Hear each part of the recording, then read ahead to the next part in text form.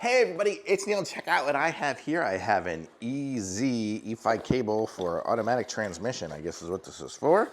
And this is what it looks like here. I'll show you all the pieces and parts we get with it, and hopefully you'll know how to use this if you're buying this.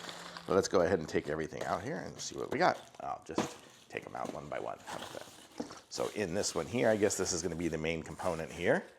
So there you go. It's nice and steel and solid and not flexible, so that is good, which I guess is what you want it to be. Okay, so we have that. We have a little bracket piece here with a nice little bead on top there. That's good. We have a couple of springs. We have two different sizes here. That's good, very springy. We'll spring back. We have the clamp here that will connect on. That's good as well. We've got a nice square opening.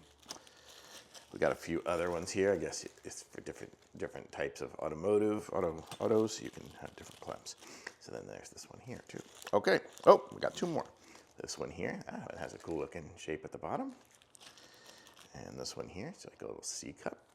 And then we have our screws and pieces and parts, a little cotter pin and a little piece of that there. So that's what you get. So this is it here. It is the EFI car cable, something for automatic transmission. So there we go.